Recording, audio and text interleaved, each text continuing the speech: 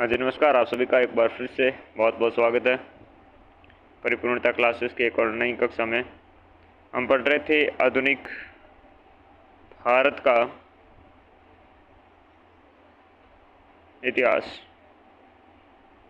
इसके अंतर्गत हमने प्रारंभिक कहानी देखी कि किस प्रकार से स्थापना की जाती है अपने ईस्ट इंडिया कंपनी की, और कैसे इसे जेम्स फर्स्ट के द्वारा असीमित समय के लिए दी जाती है अनुमति। उससे पहले एलिजाबेथ के द्वारा 15 साल के लिए अनुमति दी जाती है और व्यापार का एक अधिकार दिया जाता है, और धीरे धीरे 1813 के जो चार्टर एक्ट आता है उसके माध्यम से एकाधिकार समाप्त किया जाता है, और 1833 में आते आते पूर्णतः इसके एकाधिकार समाप्त कर दिए जाते हैं और इसे प्रशासनिक इकाई के रूप में आपके स्थापित किया जाता है। और इस प्रकार से कहानी बढ़ती बढ़ते कहानी आ पहुँची अपनी 1857 की क्रांति, या फिर 1857 का जो विद्रोह है, यहाँ पर अब चर्चा करने जा रहे हैं। तो देखिएगा, 1857 की जो ये क्रांति है, इस क्रांति को या विद्रोह को जानकारी के लिए आप विभिन्न प्रकार के स्रोत देखने को मिलते हैं, जहाँ से हमें पता चलता है कि 1857 की क्रांति में क्या चीज़ें घटना घटित हुई। तो उसमें सबसे पहले एक माझा प्रवास देखने को मिलेगा, जो विष्णु भट्ट गोडसे के द्वारा लिखा गया है। तो गोडसे के द्वारा है, लेकिन ये विष्णु भट्ट गोडसे हैं। ये माझा प्रवास लिखते हैं, जो एक यात्रा वृत्तांत है दक्षिणी भारत से ग्वालियर तक। दक्षिणी भारत से ग्वालियर के बीच में एक यात्रा वृत्तांत है, जो आपके गोडसे, विष्णु भट्ट गोडसे के द्वारा लिखा जाता है, जिसे माझा प्रवास के नाम से जाना जाता है। दूसरा स्रोत आपको देखने को मिलेगा, फ्रॉम सेपोई टू सूबेदार, ठीक है ना। सीताराम पांडे अवधि में ये लिखा गया, फ्रॉम सिपोई टू आपके सूबेदार, सिपाही से सूबेदार की तरफ, ठीक है ना। अंग्रेजी में अनुवाद करा था आपके नारगेट दास ने। किसने किया था? नारगेट दास ने। आपकी सिपाही से सूबेदार, सिपोई टू सूबेदार, ये आपके सीताराम पांडे के द्वारा लिखित हैं। सीताराम पांडे के द्वारा लिखित हैं, सीताराम पांडे के द्वारा लिखित हैं, अवधी भाषा में लिखित हैं, अवधि में लिखित हैं। और इसका इसका ट्रांसलेशन है, जो अंग्रेजी में अनुवाद किया जाता है, ये नारगेट दास के द्वारा किया जाता है। नारगेट दास,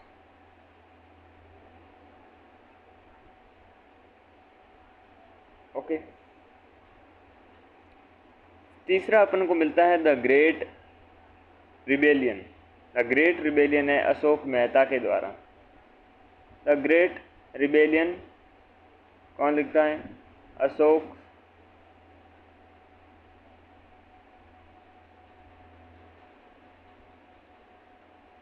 मेहता। अशोक मेहता लिखते हैं, ठीक है ना, Ashok Mehta. The great rebellion. चौथा आपको मिलेगा the Indian war of independence. ये है आपके वी.डी. सावरकर का है, ठीक है ना।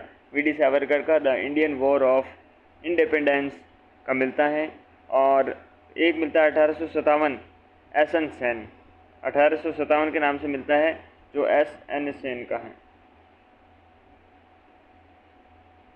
क्या पता ये भी पूछ ले, कोई बड़ी बात नहीं होगी गवर्नमेंट के हिसाब से। तो the Indian war of independence VD. Savarkar, ठीक है। और द आपके प्रेजेंट एंड द राज, ये एरिक थॉमस का है। एरिक थॉमस का आपके क्या रहेगा? द प्रेजेंट एंड द राज।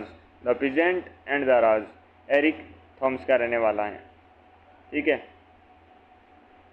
तो कुल मिला के आपको ये किताबें याद रहनी जरूरी है कि माझा प्रवास विष्णु भट्ट गोडसे के द्वारा लिखा गया, और जो एक यात्रा वृत्तांत है, और जो दक्षिणी भारत से ग्वालियर के बीच में है।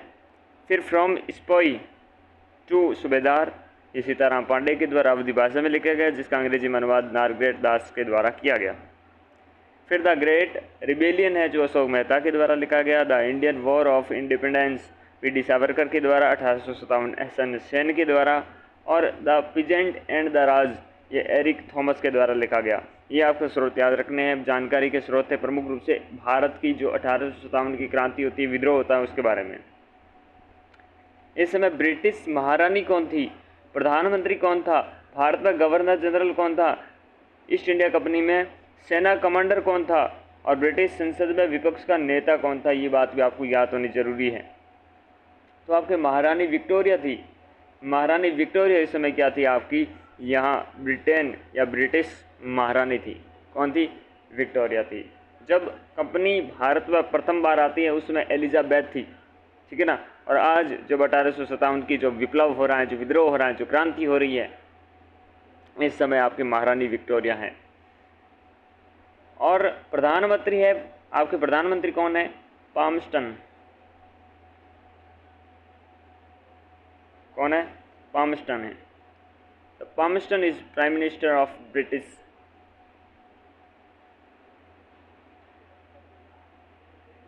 लॉर्ड कैनिंग जो हमें सबको पता है इस समय गवर्नर जनरल थे, ठीक है ना। जीजी थे यहाँ पर। जीजी कौन था भाई, जीजी कौन थे, governor general Lord Canning.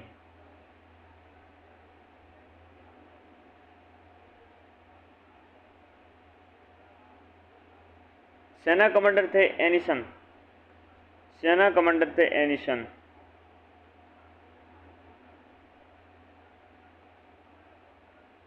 Ennison क्या थे, आपके सेना कमांडर थे। प्रधानमंत्री पार्मिस्टन थे। कैनिंग उस समय आपके क्या थे, जीजी थे। महारानी विक्टोरिया उस समय महारानी थी। और आपके विपक्ष के नेता देखें तो आपके विपक्ष के नेता हैं बेंजामिन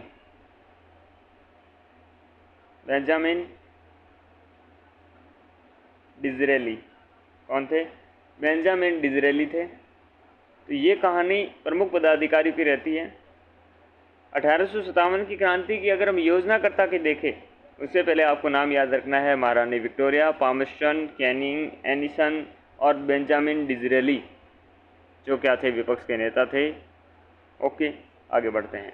1857 की क्रांति की योजनाकार देखें तो आपके अजीमुल्ला शाह थे और रंगा बापूजी गुप्ते। तो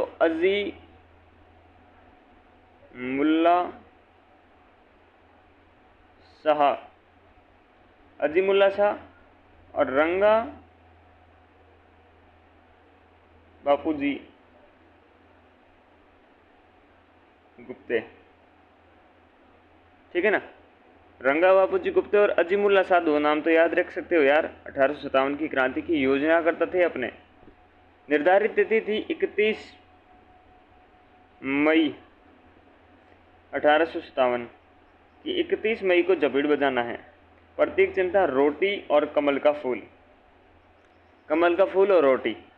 प्रथम शहीद क्रांतिकारी थे मंगल पांडे, ठीक है ना। प्रथम आपके शहीद क्रांति थे मंगल पांडे। अपने राजस्थान, कोई आपसे पूछ ले राजस्थान के कौन थे, या फिर अपने जो भी आपके जहाँ पर भी हुए, जिस स्टेट से हो आप, उससे पूछ ले तो याद रखना होगा आपको। 34वीं आपकी क्या थी, 34वीं आपके नेटिव इन्फेंट्री में ये आपके सैनिक थे। मंगल पांडे थे, 34वीं नेटिव इन्फेंट्री के सैनिक थे। प्रथम शहीद क्रांतिकारी थे। प्रतीक चिन्ह रोटी और कमल का फूल था। निर्धारित तिथि थी 31 मई 1857।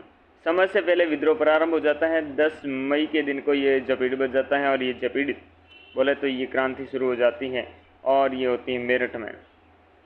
कौन से ठ में, तो मेरठ में, ठीक है। तो समय से पहले शुरू हो जाती हैं। अब बात करते हैं भाई 1857 की क्रांति के कारण क्या थे। वास्तविक कारणों की बात करते हैं मित्रों की, कारण क्या थे, क्यों होती है 1857 की क्रांति। तो 1757 से 1857 के बीच में ये वास्तविक कारण जन्मे थे। जब प्लासी का युद्ध हो गया था, प्लासी की युद्ध के बाद से लेकर अपने 1857 की विप्लव तक बीच के जो प्रमुख कारण बने, उन कारणों पर चर्चा करते हैं।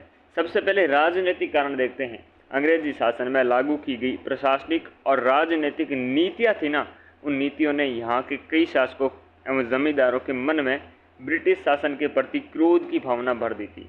इन्होंने विभिन्न प्रकार की अपने प्रशासनिक और राजनीतिक नीतियाँ बनाई और ये नीतियाँ कई आपके शासक व उन शासकों और जमींदारों के मन में ब्रिटिश शासन के प्रति क्रोध की भावना भर दी गई और ये एक राजनीतिक कारण, पॉलिटिकल आपके एस्पेक्ट देखा जा सकता है। दूसरी बात, लॉर्ड वेलेस्ली आए, ये सहायक संधि का लागू होना। तो लॉर्ड वेलेस्ली जो आपकी सहायक संधियाँ करते हैं, वेलेज़िली ने कंपनी की शक्ति और साधनों की वृद्धि करने हेतु एक महत्वपूर्ण कार्य किया था और ये संध्या भी आगे जाकर कारण बनती है the aspect of 1857 revolution. Okay, third thing,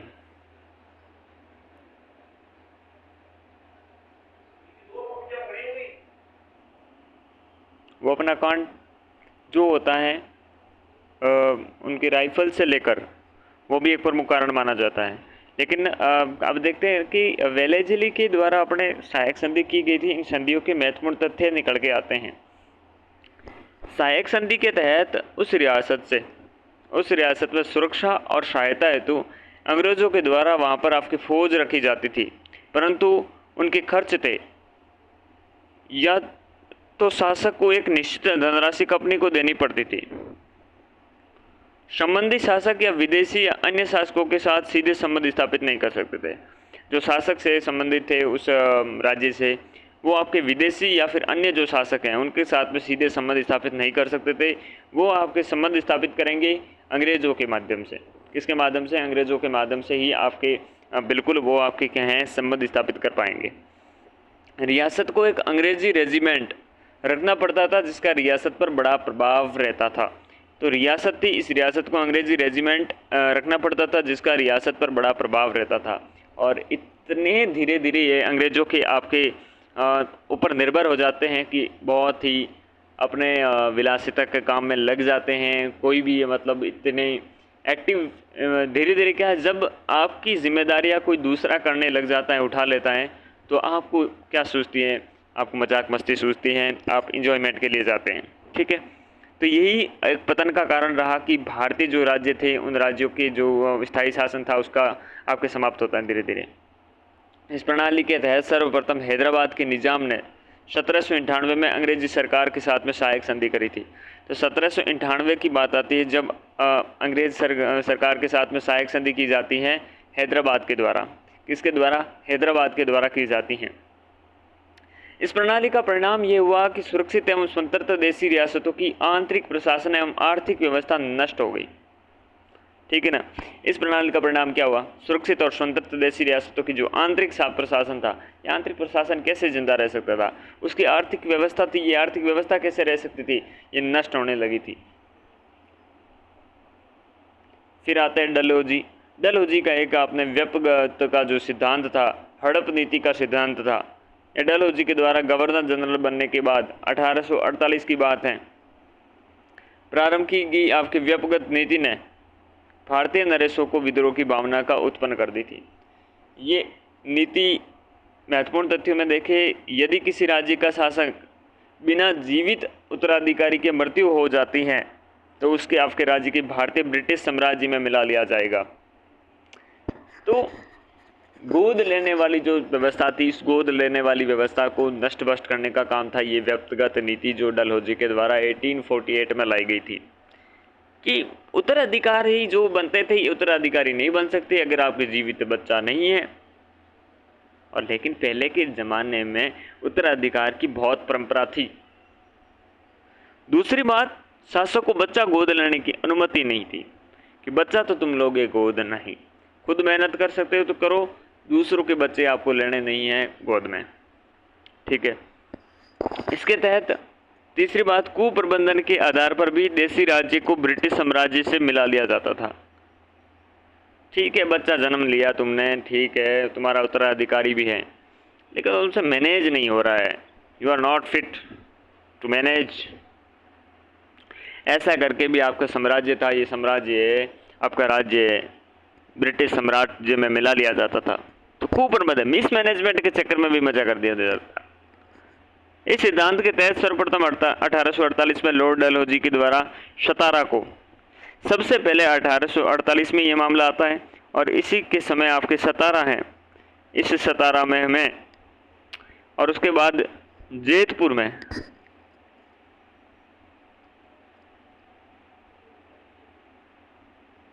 1849 Jaitpur, फिर है उदयपुर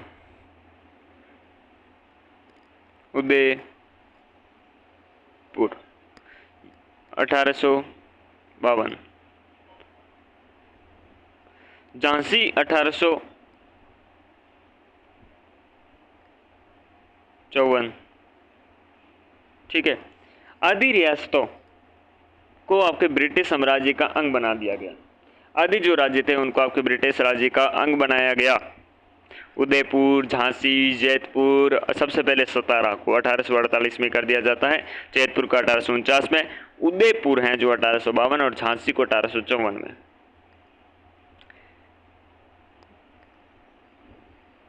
तेरह फरवरी 1856 में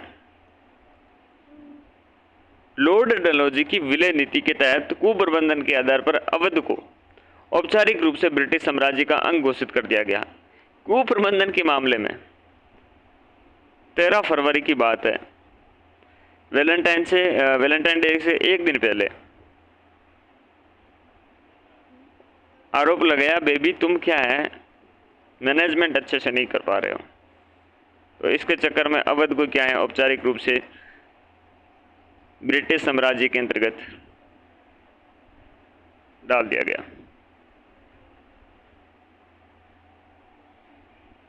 ओके, दैट इज। अवध के नवाब वाजिद अली शाह को यह कहते हुए गद्दी से हटा दिया गया कि वह अच्छी तरह से शासन नहीं चला रहे हैं। अरे नवाब साहब के ये क्या बात है भाई। तो वाजिद अली शाह, नवाब वाजिद अली शाह, नवाब वाजिद अली शाह, नवाब वाजिद अली के साथ में होता है धोखा। 13 फरवरी बेचारों को वैलेंटाइन डे भी नहीं मनाने दिया और उससे पहले ही अवध को अपने राज्य में ऐड कर लेते हैं। व्यक्तिगत हड़प नीति के तहत अंग्रेजी साम्राज्य में मिलाए गए आपके राज्य में देखे तो सतारा में हमने बात करी सबसे पहले 1848, जैतपुर आपके संबलपुर 1849, बघाट 1850, उदयपुर जो मध्य प्रदेश वाला है उदयपुर ये 1852 में, झांसी 1854 में, नागपुर 1854 में, झांसी और नागपुर 1854, उदयपुर मध्य प्रदेश वाला 1852, बघाट 1850, जैतपुर और संबल 1849, सतारा सबसे पहले 1848। ये मामला, ये विद्रोह चल रहे, कंटिन्यू करते हैं अपन इसको।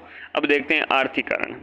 ईस्ट इंडिया कंपनी के 100 वर्षों के शासन काल में भारतीय अर्थव्यवस्था का ढांचा पूर्ण रूप से छिन्न भिन्न हो गया था।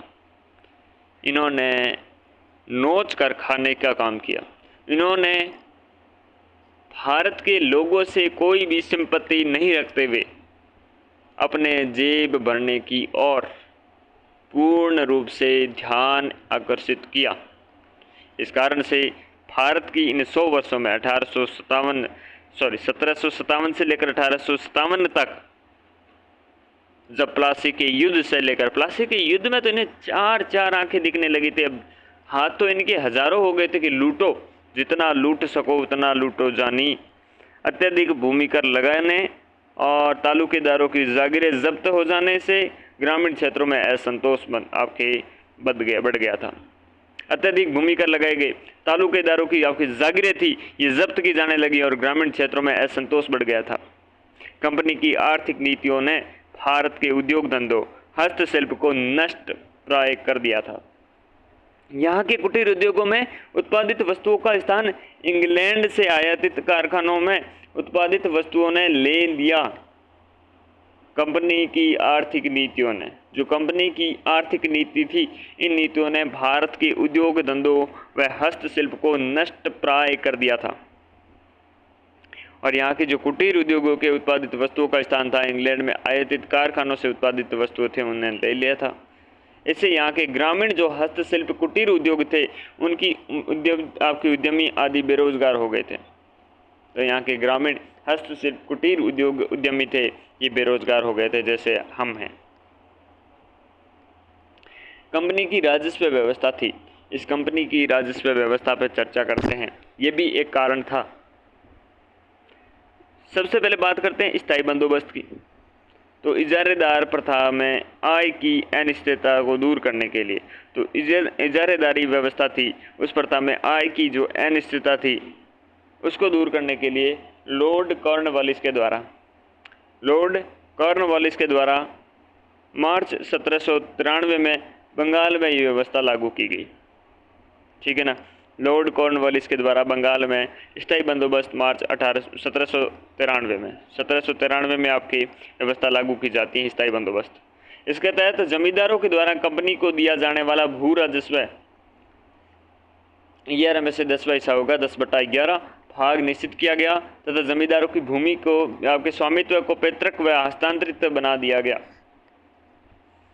जमींदारों के द्वारा जो कंपनी को दिया जाने वाला भू राजस्व था 10/11 भाग निश्चित किया गया और जमींदारों को भूमि के स्वामित्व को पैतृक व हस्तांतरित बना दिया गया। तो ये क्या, ये स्थायी बंदोबस्त था। राजस्व निश्चित होता है एक तरफ और पैतृक और हस्तांतरित किया जाता है। इस व्यवस्था में भारत में आपके औपनिवेशिक शोषण का एक नया मार्ग खोल दिया था। इससे क्या हुआ, औपनिवेशिक आपके शोषण हुआ। अगली है रेतवाड़ी प्रथा। इस व्यवस्था ने किसान को भूमि के स्वामित्व के सभी अधिकार प्रदान कर भूमि का वास्तविक स्वामी मानते हुए उपज का तीसरा भाग भू राजस्व के रूप में निर्धारित किया। आपने 100 रुपये कमाए, 33 रुपये हमें दे दो और आप तो रेतवाड़ी यानी कि रेत मतलब किसान आप ही का है वाड़ी, यानी कि मामला ये समझो किसानों की होगी भाई, अधिकार दिया गया, आपकी भूमि का स्वामित्व है आप किसान जी, लेकिन हमें 1/3 दे दो। आप 3 दाने में से 1 दाना हमें दे दो, 2 दाने आपने आप रखो, भले ही उसका क्या करो आप अपनी मर्जी। यह व्यवस्था आपकी मुनरो, रीड व आपके एलिफिस्टन ने 1820 में मद्रास प्रेसिडेंसी व बॉम्बे प्रेसिडेंसी में शुरू की थी। तो रेतवाड़ी का संबंध पूछ सकता है, मिलान कीजिए से पूछ सकता है, असुमिलित कौन सा ये पूछ सकता है, कैसे भी पूछ सकता है। ये बात आपको क्लिक करनी चाहिए दिमाग में। मुनरो रीड और साथ में आपके एल्फिस्टन है, इनके द्वारा रेतवाड़ी प्रथा 1820 में बॉम्बे प्रेसिडेंसी और आपके साथ में हो गई आपकी मद्रास प्रेसिडेंसी, यहाँ पर प्रारंभ की जाती हैं। ठीक है, रेतवाड़ी से समझ में आया क्या, किसानों की भूमि 1/3 के हिसाब से किसानों को स्वामित्व दिया जाता है, भू राजस्व 1/3 तय किया जाता है। उससे पहले हमने स्थायी बंदोबस्त देखा जो 10/11 की बात करता है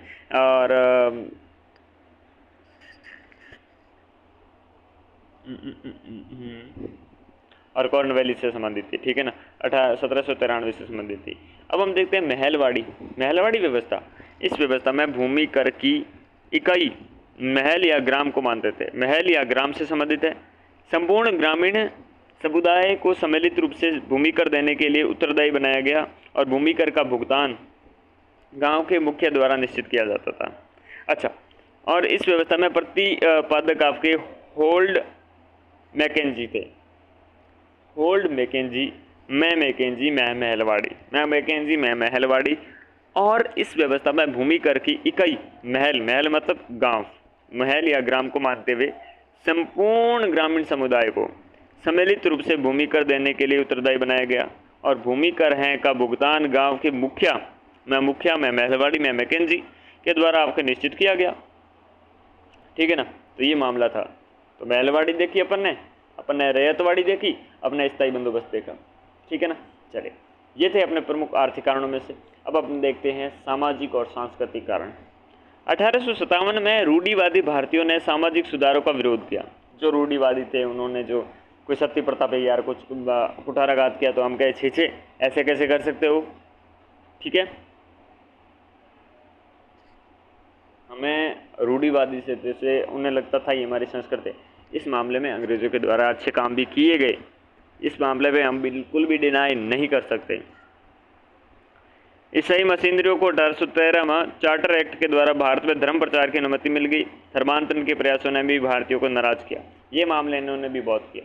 इन्होंने बढ़ चढ़ कर ऐसा काम करने की कोशिश करी कि ईसाई जो मशीनरी लगाई गई और ईसाई धर्म को बहुत ज़्यादा यहाँ पर प्रसारित किया गया, बहुत ज़्यादा प्रसारित किया गया भाई। 1856 में डलहौजी के समय प्रस्तुत विधवा पुनर्विवाह अधिनियम लॉर्ड कैनिंग के शासन में पारित हुआ। 1856 था, इस 1856 में डलहौजी के समय क्या हुआ, प्रस्तुत विधवा पुनर्विवाह जो अधिनियम था, ये विधवा पुनर्विवाह अधिनियम लॉर्ड कैनिंग के शासन में पारित हुआ।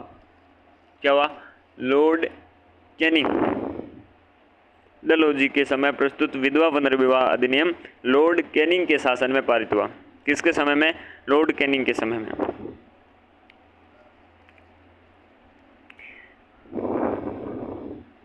इससे पहले भी सती प्रथा, दास प्रथा, नर बलि प्रथा पर रोक लगाई गई थी। सती प्रथा, दास प्रथा थी, नर की जो मानव की बलि दे देते थे, तो ये घटिया घटिया कामों पर अगर किसी ने रोक लगाई थी तो ये अच्छी बात ही थी। लेकिन क्या है, लोगों की दुख गई थी इससे, मामला तो ये भी बुरा हुआ था। पाश्चात्य शिक्षा ने भारतीयों को मूल विशेषताओं को समाप्त कर दिया गया। पाश्चात्य शिक्षा थी, पाश्चात्य शिक्षा ने भारतीयों की मूल विशेषताओं को समाप्त कर दिया था, जिसके द्वारा पहचाने जाए, चाहे भली हो चाहे बुरी हो, अपनी पहचान कोई नहीं छोड़ना चाहता। परिणाम तय परंपरागत शिक्षा समर्थन ने विद्रोह के समय आपके अंग्रेजों का विद्रोह किया। परंपरागत शिक्षा जो समर्थक थे, उन समर्थकों ने आपके विद्रोह के समय अंग्रेजों का विरोध किया था। 1850 में आए धार्मिक आपकी निर्योग्यता अधिनियम के द्वारा ईसाई धर्म को ग्रहण करने वाले पैतृक संपत्ति में अधिकार मिल गया। 1850 थी। इस 1850 में आए धार्मिक निर्योग्यता आपके अधिनियम था।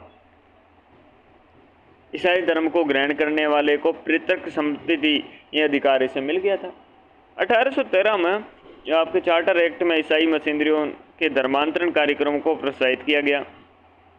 तो ये चीज़ सामाजिक और सांस्कृतिक कारणों में से बने कि ईसाई धर्म का प्रचार करना और हमारे धर्म की, हमारे जो समाज की जो परंपराएं थी, भले बुरी हो चाहे अच्छी हो, उससे डजेंट मैटर, लेकिन हमारी थी, इनको तुमने कैसे ख़त्म कर दिया, ऐसा उस समय लोगों का एक फीलिंग थी।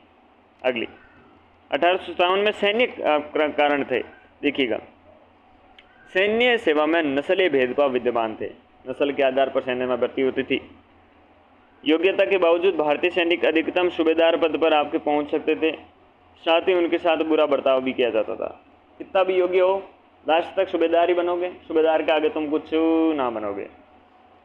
लॉर्ड कैनिंग के समय 1856 में सामान्य सेवा भर्ती अधिनियम पारित किया गया था, जिसके द्वारा किसी भी समय किसी भी स्थान पर समुद्र पार भी सैनिकों का जाना अंग्रेजी आदेश पर निर्भर हो गया। यह भारतीयों की सामाजिक धार्मिक मान्यताओं के खिलाफ था। भाई, समाज में, हमारे भारत में मान्यता रही है कि हम पहले समुद्र की यात्रा नहीं करते थे। ऐसा माना जाता है कि समुद्र की यात्रा करना हमारे धर्म की नीति के अनुकूल नहीं है। तो लॉर्ड कैनिंग था, इस कैनिंग जो अपने जीजी था कि 1857 की क्रांति होते उस समय, तो ये अपना कहता है कि सामान्य सेवा भर्ती अधिनियम लाता है। सामान्य सेवा भर्ती अधिनियम, जिसके द्वारा किसी भी समय किसी भी स्थान पर समुद्र पार भी सैनिकों का जाना अंग्रेजी आदेश पर निर्भर हो गया। किस पर? अंग्रेजी आपके आदेश पर निर्भर हो गया। ये भारतीयों के सामाजिक धार्मिक मान्यताओं के खिलाफ था। ये भारत में भारतीयों के सामाजिक धार्मिक मान्यताओं के क्या था? ये खिलाफ था। ठीक, डन, चले। 1854 में डाकघर अधिनियम लाया गया। क्या लाया गया? डाकघर अधिनियम लाया गया, जिनके द्वारा सैनिकों को भी पत्र पर आपके स्टैंप लगाना अनिवार्य हो गया। सैनिक थे, इन सैनिकों को भी पत्र पर स्टैंप लगाना अनिवार्य कर दिया गया। 1854 में लाया गया। कब? 1854 में। इससे पहले ये लेके आ गए थे 1856 में, सॉरी, इसके बाद लेके आए थे आपके सामान्य सेवा भर्ती, जिसमें आपकी क्या, सैनिकों को अंग्रेजी आदेश पर निर्भर कर दिया गया। द्वितीय बर्मा युद्ध के समय भारतीय सैनिकों के समुद्र पार भेजा गया, जो उन्हें इसके विरोध किया गया, क्योंकि इस समय हिंदू धर्म में समुद्री यात्रा धर्म विरुद्ध मानी जाती थी। अब तो धड़ल्ले से होती है, लेकिन पहले मानी जाती थी। ठीक है, तो ये द्वितीय बर्मा युद्ध के समय ऐसा कांड कर दिया इन्होंने।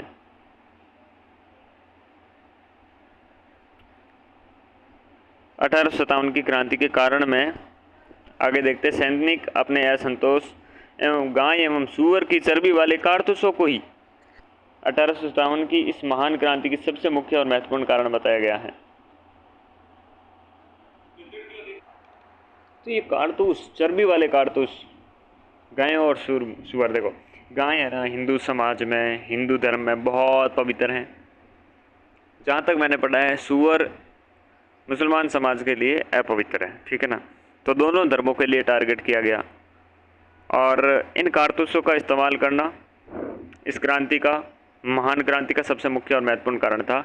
उनकी धार्मिक भावना को आहत करने वाला सबसे महत्वपूर्ण कारण ये था, क्योंकि पिस्तौल ऐसी थी, जो भी आपकी जो राइफल कह दो या बंदूक कह दो, जो भी, ये पहले मुंह का इस्तेमाल करना पड़ता था कुछ हटाने के लिए। तो ऐसे करके उनके मांस का जब टुकड़ा ऐसे माना जाए तो उनके मुंह से लिख जाता, तो उनके धर्म जो है पवित्र होता था। तो ये मानना उन समय सैनिकों का था और ये भी बड़ा कारण रहने वाला था। 1857 की क्रांति में तत्कालिक कारणों में देखें तो और भी तात्कालिक कारण अंग्रेजों के द्वारा नई आपके एनफील्ड राइफल का प्रयोग करना। इसमें गाय और सूअरों की चर्बी का कारतूसों का उपयोग था। कारतूसों को राइफल में भरने से पहले उसके चर्बीदार भाग को दांत से काटना पड़ता था। क्या करता था? दांत से काटना होता था। और इससे सिपाहियों के अंदर आपके असंतोष और धर्म भ्रष्ट होने की अफवाह फैल गई, जिसके परिणाम स्वरूप आपके बुरहानपुर बैरक के 19वीं नेटिव इन्फेंट्री के सिपाहियों ने 26 फरवरी 1857 को आदेश मानने से इनकार कर दिया। बुरहानपुर आपके बैरक जो 19वीं इन्फेंट्री थी, नेटिव इन्फेंट्री, इसने आपके 26 फरवरी को 1857 को आदेश मानने से क्या किया? मना कर दिया। इसके बाद बैरकपुर कलकत्ता के समीप छावनी के 34वीं नेटिव इन्फेंट्री के भारतीय सैनिकों ने इन कारतूसों का प्रयोग करने से अस्वीकार कर दिया। तो सबसे पहले बुरहानपुर बैरक के 19वीं नेटिव इन्फेंट्री के सिपाहियों ने 26 फरवरी को मना किया। उसके बाद बैरकपुर कलकत्ता के समीप छावनी में 34वीं नेटिव इन्फेंट्री ने भारतीय सैनिकों ने इस कारतूसों का प्रयोग करने से अस्वीकार कर दिया, मनाही कर दी। तो पहले 19वीं थी नेटिव इन्फेंट्री, फिर 34वीं नेटिव इन्फेंट्री। 29 मार्च 1857 को बैरकपुर छावनी के सैनिक मंगल पांडे ने चर्बी वाली कारतूस को मुंह से काटने से मना कर दिया था। 2 अंग्रेज अधिकारी लेफ्टिनेंट बाग और आपके सर्जेंट की हत्या कर दी। 29 मार्च की बात थी। ये 29 मार्च को मंगल पांडे ने कहा, अरे पांडे हूं मैं ऐसे गंदे काम नहीं करूंगा। तो लेफ्टिनेंट बाग ने कहा, ऐसे कैसे नहीं करेगा? और सर्जेंट भी कहता है। तो पांडे जी ने कहा, ये ऐसे नहीं करूंगा। दोनों का काम तमाम, बाग और सर्जेंट का। 8 अप्रैल 1857 को मंगल पांडे को फांसी की सजा सुनाई गई। मंगल पांडे को फांसी की सजा सुनाई गई 8 अप्रैल 1857 को।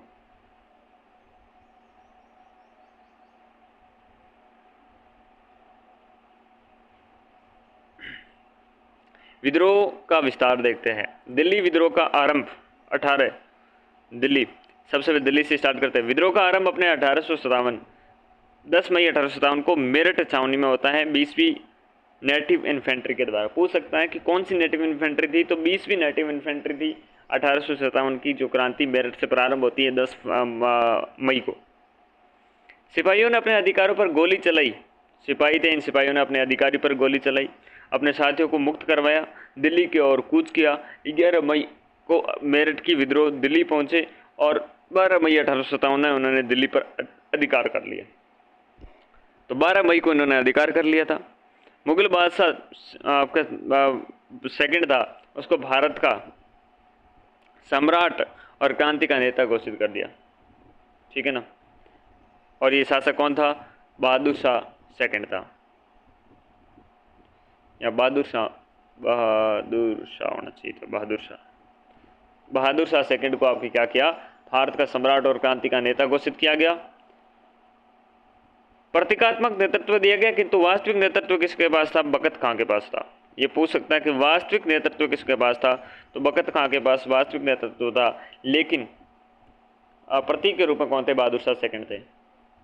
दिल्ली पर अंग्रेजों का पुनः अधिकार सितंबर 1857 को होता है। तो 12 मई को तो अपना अधिकार हो गया क्रांतिकारियों का, और सितंबर में आपके अंग्रेज थे, इन अंग्रेजों ने वापस कर लिया अधिकार। ठीक है। इस संघर्ष के दबाने के लिए अंग्रेजी अधिकारी जॉन निकोलसन, हडसन, लॉरेंस को भेजा गया और निकोलसन मारा गया। निकोलसन तो भाई निकल गया, ठीक है ना। जॉन निकोलसन, हडसन और लॉरेंस, इनको भेजा गया, ठीक है ना। और भाई साहब क्या हुआ? भाई साहब यूं हुआ कि निकोलसन तो निकल गए, हडसन और लॉरेंस साथ में और भी थे। बहादुर शाह सेकंड को गिरफ्तारी हुई, हुमायूं के मकबरे से हुई थी। बहादुर शाह जो प्रतीकात्मक रूप से ये आपके थे, क्रांति के प्रतीक के रूप में थे, इनको गिरफ्तार किया गया हुमायूं के मकबरे से। बहादुर शाह सेकंड को रंगून भेजा गया और 1862 में वहाँ पर इनकी मृत्यु हो गई। कहाँ भेजा गया? रंगून भेजा गया कि निकल लो यहाँ से वरना दुनिया से निकाल देंगे। बात करते हैं लखनऊ में विस्तार की। जून 1857 में विद्रोह का प्रारंभ बेगम हजरत महल, जून 1857 में विद्रोह का प्रारंभ बेगम हजरत महल महकपरी के नाम से भी जानी जाती थी के नेतृत्व में हुआ। किसके नेतृत्व में? बेगम हजरत महल।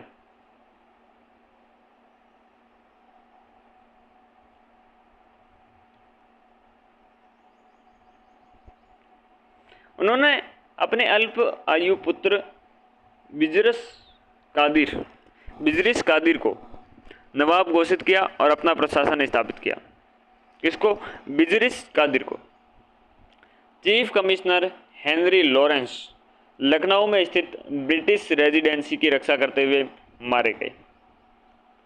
चीफ कमिश्नर था हेनरी लॉरेंस और लखनऊ में स्थित ब्रिटिश रेजिडेंसी की रक्षा करते हुए मारे गए।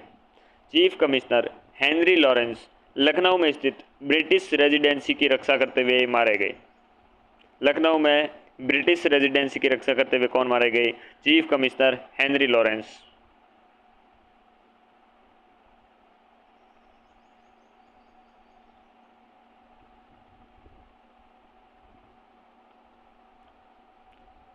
कैपबेल ने मार्च 1858 को विद्रोह को दबाकर लखनऊ का पुनः कब्जा कर लिया था। कैपबेल ने मार्च 1858 में विद्रोह को दबाकर लखनऊ में पुनः कब्जा कर लिया था। तो मार्च 1858 में पुनः कब्जा कौन कर लेता है? कैपबेल करता है। हेनरी लॉरेंस तो बेचारा मारा गया, कैपबेल वापस कब्जा कर रहे हैं। बिजरिस कादिर को नवाब घोषित कौन कर रही है? उसकी अम्मा बेगम हजरत महल। कब कर रही? जून 1857। और मार्च 1858 में वापस कब्जा हो जाता है अंग्रेजों का। तात्या टोपे के नेतृत्व में चिनट के पास अंग्रेजी सेना को हराया गया और हेवलॉक मारा गया। कालांतर में कर्नल नील भी लखनऊ में मारा गया था। तो कर्नल नील और देखो चिन्हट के पास अंग्रेजी सेना को हराया था किसने? तात्या टोपे ने। और हेवलॉक मारा गया था। एक हेवलॉक मारा जा रहा है, देखो हेवलॉक को लॉक कर दिया जा रहा है, हेवलॉक मारा जा रहा है। कर्नल नील आगे जाता हुआ मारा जाता है, नील मारा जाता है आगे जाते हुए, नील का शरीर नीला पड़ जाता है। ठीक है, लखनऊ विस्तार यह था, दिल्ली हमने देखा। अब हम देखते हैं कानपुर में विस्तार। 5 जून 1857 को कानपुर अंग्रेजों के हाथ में से निकल गया। कब निकला? 5 जून को निकला। कानपुर में पेशवा बाजीराव द्वितीय के दत्तक पुत्र नाना साहब दोदू पंत ने विद्रोह का नेतृत्व प्रदान किया गया। किसे दिया गया? नाना साहब, जिन्हें दोदू पंत के नाम से जानते हैं। ये थे दत्तक पुत्र किसके? बाजीराव द्वितीय के।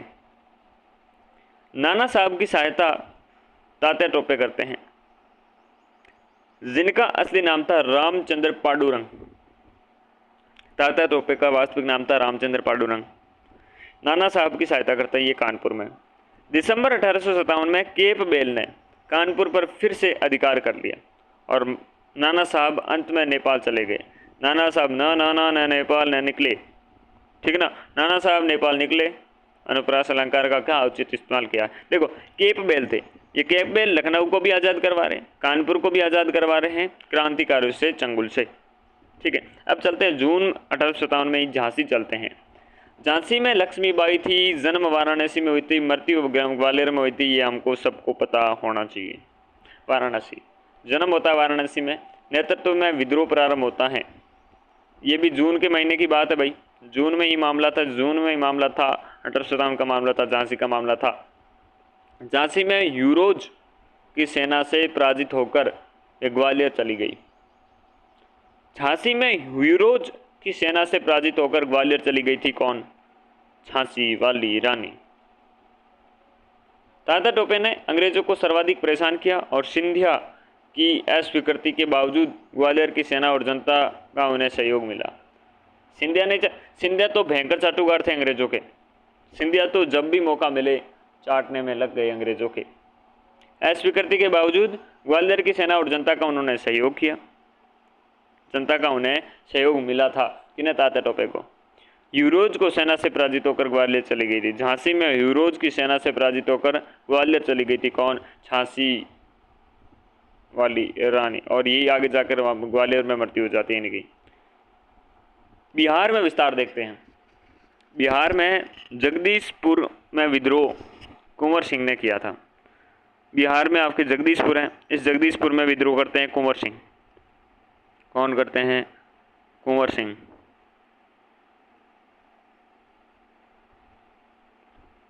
कुंवर सिंह की मृत्यु के बाद विद्रोह का नेतृत्व करते हैं भाई अमर सिंह।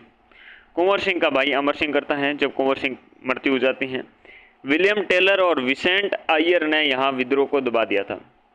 टेलर लेके आए, बिहार में टेलर की जरूरत होती है, तो ये टेलर लेके आते हैं और क्या करते हैं? दबा देते हैं, क्रांति को दबा देते हैं टेलर और आयर।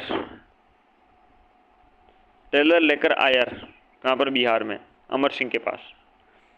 बरेली में विस्तार देखते हैं। बरेली में खान बहादुर खान है, बरेली के शासक वे खान बहादुर खान विद्रोह का नेतृत्व किया और अपने आप को नवाब घोषित किया। बरेली में खान बहादुर खान है विद्रोह का नेतृत्व करते हैं। बरेली बहादुर खान, बरेली में खान बहादुर खान विद्रोहियों का नेतृत्व करते हैं और अपने आप को नवाब घोषित करते हैं। कैपबेल ने यहाँ के विद्रोहियों को भी दबा दिया और खान बहादुर खान को फांसी की सजा दी गई। यहाँ पर भी कैपबेल है। कैपबेल हमने कानपुर में देखा, हम लखनऊ में देखा और अब देख रहे हैं बरेली में। बरेली के बाजार में झुमका गिर रहा है, क्या गिर रहा है? तो यहाँ पर कैपबेल गिरा रहे हैं सबको, ठीक है ना। खान बहादुर खान को गिरा दिया गया, आपकी क्या सजा दी गई। हाँ, तो राजस्थान में विद्रोह में देखिए, राजस्थान में कोटा ब्रिटिश विरोधियों का प्रमुख केंद्र था। जयदयाल और हरदयाल ने विद्रोह का नेतृत्व प्रदान किया गया उन्हें, और ये 1857 क्रांति आप राजस्थान से, तो वहाँ से आप विशेष रूप से देख ही लेना। भारत में, दक्षिणी भारत में अगर इसके प्रसार के बारे में बात करें तो दक्षिणी भारत में प्रमुख नेतृत्वकर्ता रंगा बापू जी गुप्ते, सतारा में। सतारा वही है जो 1848 में मामला होता है पहला, जो आपके विपगत नीति का असर पड़ता है वहाँ पर डलहौजी वाली की। रंगा बापू जी गुप्ते, वैसे ये योजना करते थे, नाम याद आ रहा है ना, रंगा बापू जी गुप्ते, ये सतारा से संबंधित थे। सोनाजी पंडित, रंगा राव पांगे और मौलवी सैयद अलाउद्दीन, रंगा राव पांगे और सोनाजी पंडित, इनका संबंध कहाँ से था? इनका संबंध हैदराबाद से था। रंगा बापू जी गुप्ते सतारा से थे, सोनाजी पंडित, रंगा राव पांगे और मौलवी सैयद अलाउद्दीन ये हैदराबाद से संबंधित थे। कर्नाटक से थे भीमराव, मुंडगी छोटा सिंह, और कोल्हापुर में विशेष रूप से थे आणाजी फडणवीस। आणाजी फडणवीस संबंधित किससे थे? कोल्हापुर में। और मुंडगी छोटा सिंह और भीमराव ये कर्नाटक से संबंधित थे। इलाहाबाद में विस्तार देखते हैं। इलाहाबाद में जून के प्रारंभ में विद्रोह हुआ, जिसकी कमान मौलवी लियाकत अली ने संभाली। अंत में जनरल नील ने यहाँ विद्रोह को दबा दिया, और ये नील आगे जाकर मरे भी थे। ये वही नील हैं जिनका शरीर नीला पड़ गया था। इलाहाबाद में जून के प्रारंभ में विद्रोह हुआ और कमान मौलवी लियाकत अली की थी। मौलवी लियाकत अली जनरल नील ने यहाँ पर विद्रोह दबाया दिया था। विद्रोह के दौरान तत्कालीन गवर्नर जनरल लॉर्ड कैनिंग ने इलाहाबाद को आपातकालीन मुख्यालय बनाया था। तो पूछ सकता है, लॉर्ड कैनिंग ने इलाहाबाद को आपातकालीन मुख्यालय बनाया था। फैजाबाद के मौलवी अहमदुल्ला ने अंग्रेजों के विरुद्ध फतवा जारी किया और जिहाद का नारा दिया। फैजाबाद के मौलवी थे जिनका नाम था अहमदुल्ला।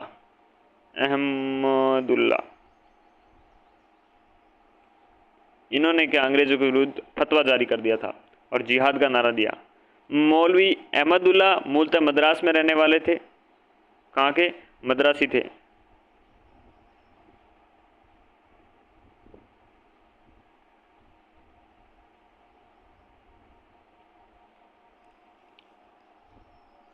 देखो साहब, प्रमुख केंद्रों के बारे में बात करते हैं अपन, और विद्रोही देखते हैं, विद्रोह का दिन देखते हैं, अंग्रेजों का अधिकार देखते हैं।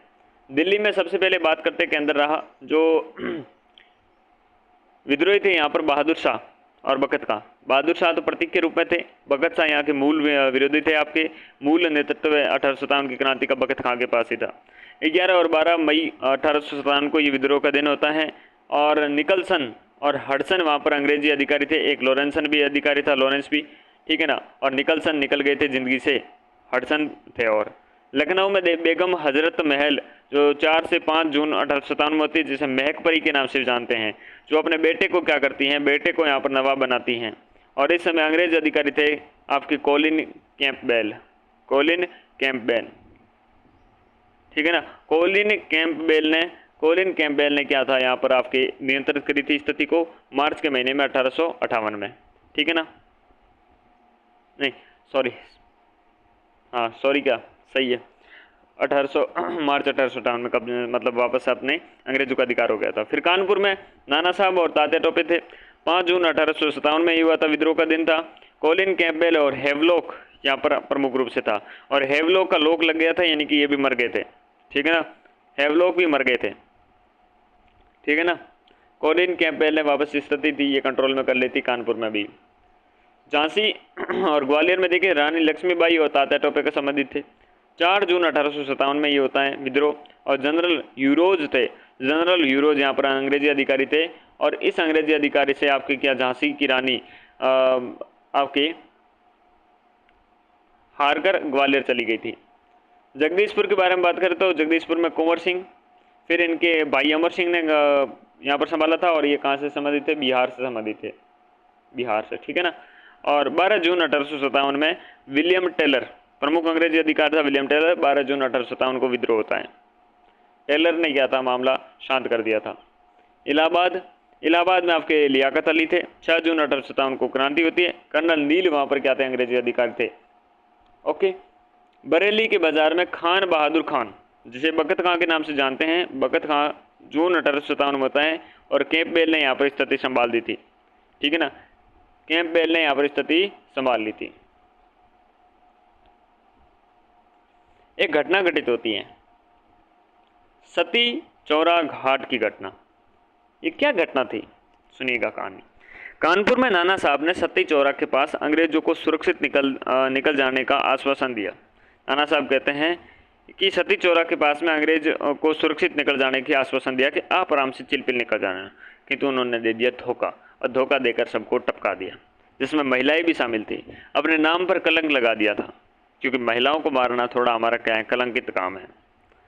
बाद में नाना साहब ने अपने आप को बादशाह का पेशवा घोषित कर दिया, बादशाह का पेशवा घोषित किया गया। बहादुर शाह जफर ने बकत खां को साहब ए आलम की उपाधि प्रदान करी।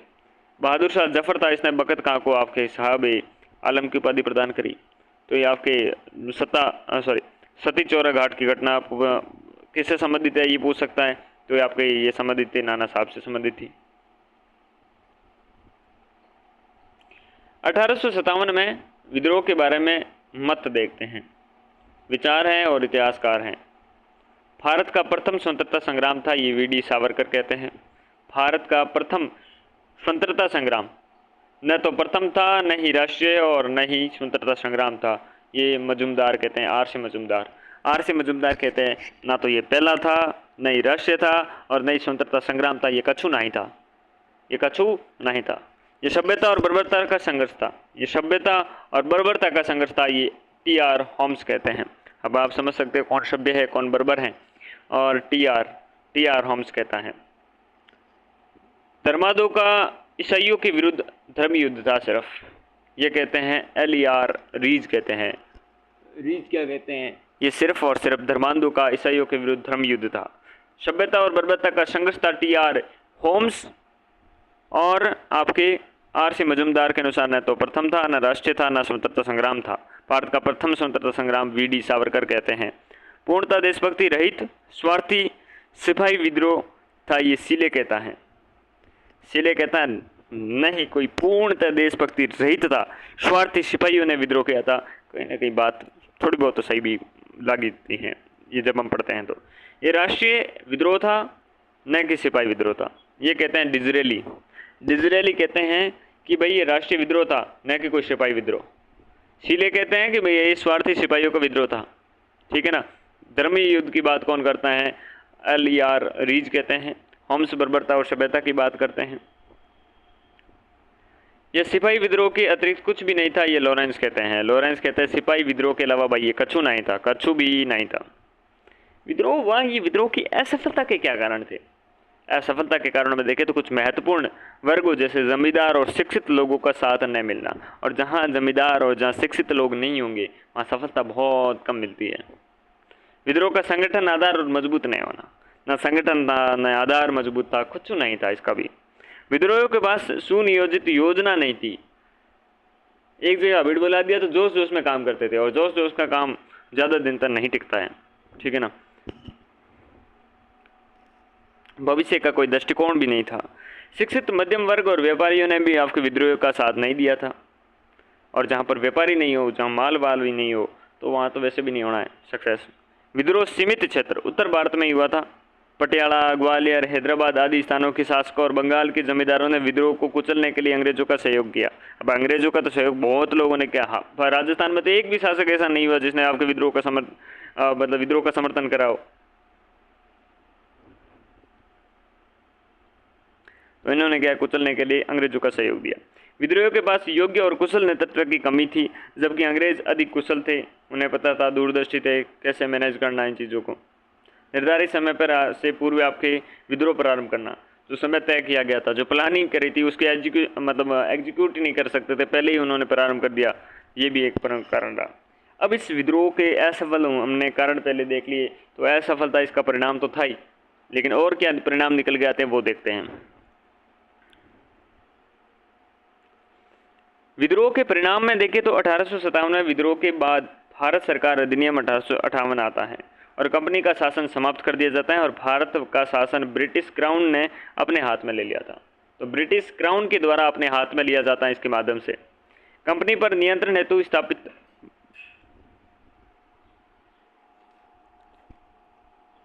तो ब्रिटिश क्राउन के हाथ में आना ये एक अच्छा काम था। एक कंपनी पर नियंत्रण हेतु स्थापित बोर्ड ऑफ कंट्रोल और कोर्ट ऑफ डायरेक्टर को समाप्त कर दिया गया।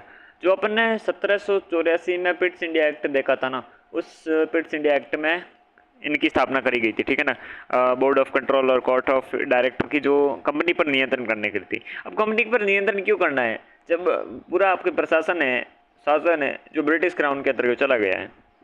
भारत सचिव के अधीन 15 सदस्यों वाली एक इंडिया काउंसिल की स्थापना की गई। 15 सदस्यों वाली एक इंडिया काउंसिल थी, इस काउंसिल की स्थापना की गई। गवर्नर जनरल को वायसराय की उपाधि दी गई, और लॉर्ड कैनिंग भारत के पहले वायसराय बनते हैं। जो पहले आपको पता होगा कि जनरल चलता था बंगाल में, जनरल को समाप्त करके गवर्नर जनरल बनाया गया। फिर आगे चलते चलते चलते क्या किया गया, जो गवर्नर जनरल था बंगाल का, उसे आपके भारत का गवर्नर जनरल बना दिया गया। और अब 1858 में गवर्नर जनरल की जो ये आपके उपाधि चेंज की जाती है, वायसराय की उपाधि दी जाती है। और लॉर्ड कैनिंग थे जो 1857 की क्रांति के समय आपके प्रमुख रूप से जीजी थे, इनको ही आपके वायसराय की उपाधि दी जाती है पहली बार। ये देशी रियासतों के लिए क्राउन की प्रतिनिधि के रूप में आपके वायसराय थे। तो ये देशी रियासतों के लिए क्राउन के प्रतिनिधि के रूप में वायसराय था। और ब्रिटिश सेना के पुनर्गठन के लिए पील कमीशन, क्या है पील कमीशन, ब्रिटिश सेना के पुनर्गठन के लिए पील कमीशन की रिपोर्ट के आधार पर सेना में यूरोपीय सैनिकों की संख्या और अनुपात बढ़ा दिया गया। ब्रिटिश सेना के पुनर्गठन के लिए पील कमीशन की रिपोर्ट के आधार पर सेना में आपकी यूरोपीय सैनिकों की संख्या और अनुपात बढ़ा दिया गया, ठीक है ना। ब्रिटिश सेना के पुनर्गठन के लिए पील कमीशन की रिपोर्ट के आधार पर सैनिकों में यूरोपीय और सैनिकों की संख्या व अनुपात बढ़ाया गया, ताकि क्या है वफादार लोग मिले, ऐसा कांड फिर हो जाए तो कभी। तो पील कमीशन याद रखना। सैनिकों ने विद्रोह के बाद फूट डालो और राज करो की नीति को अपनाया। क्या करें, जो मुसलमानों के द्वारा विद्रोहियों का साथ न दिया जाने पर, मुसलमानों द्वारा विद्रोहियों का साथ न दिए जाने पर तो क्या फूट डालो और राज करो नीति को अपनाया गया।